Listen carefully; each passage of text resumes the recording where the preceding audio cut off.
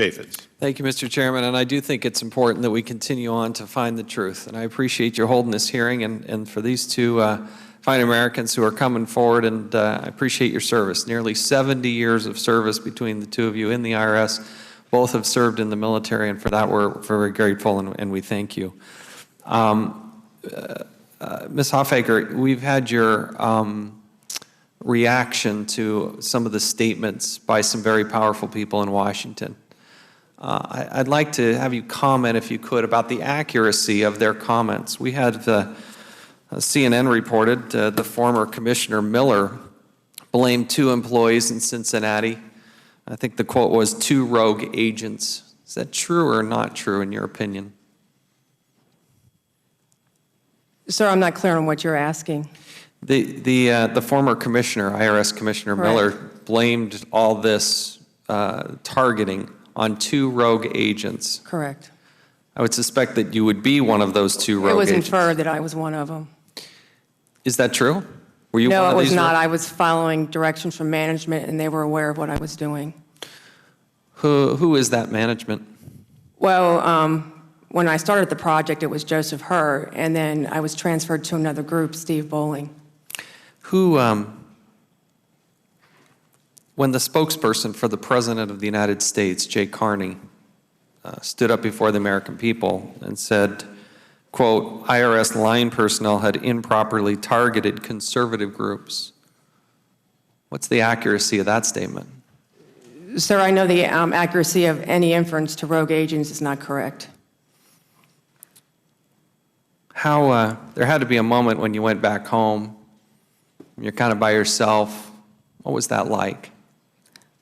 Well, like I said to the other gentleman, it was like a nuclear fallout. I mean, the press hounded my family and me. They were hounding us at work. So, I mean, it wasn't a character builder. Why did they do that? Why was everybody? I don't have any factual knowledge of why they said what they said or why they did what they did. What could you do about it?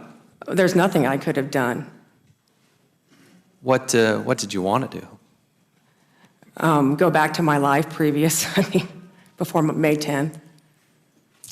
And I guess that's the sad part of the story. You know, I'm glad that truth's surfacing, because I think most people now, reflecting back, are going to understand that you're more heroic in this.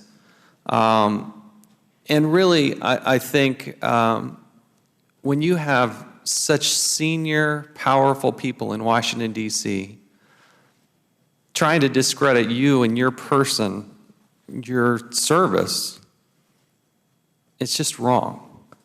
And I'm proud of the fact that we are pursuing this. You know, if we did what the White House wanted us to do, if we did what the ranking member suggested we do, this thing would be over. Nothing here. Don't do it. As far as I'm concerned, it's over. When you have the spokesperson for the President of the United States make a definitive statement that it was 2 rogue agents and start poking at these people who have no power to do anything about it, that is wrong. How dare anybody suggest that we're at the end of this? This is the beginning of this. We have to make an example of it. We need to get to the bottom of it. And quite frankly, I'm tired of this administration having to keep having these hearings. We've done it on Fast and Furious. We're doing it on Benghazi. We're doing it on the IRS. Why?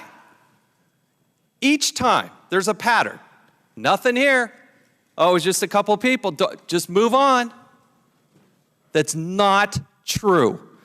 When the ranking member went on national television and said that this case should be closed, that's wrong. And I have the greatest respect for him. The gentleman yields. Yes. Let me be clear, because there's some old talking points going on here. At least claiming my time. I want to answer your allegation. And I want to reclaim my time. Gentlemen, it's the gentleman's time. To suggest that they're just talking points? 30 seconds once he finishes. These are not just talking points. Oh, come on, Isa.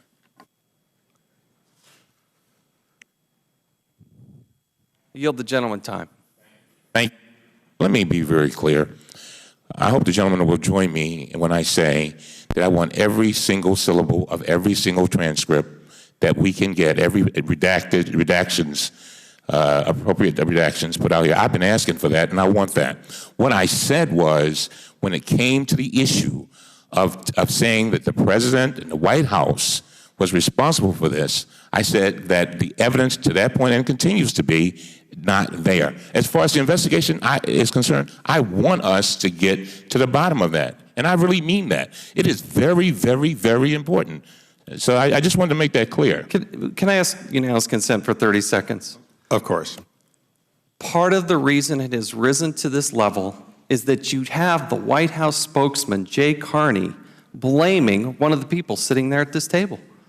You have the former acting commissioner saying it was 2 rogue agents. It was the most powerful people in Washington, D.C., placing blame on the person sitting before us. And that's why it continues forward. And that's why I do think the White House is now engaged in this.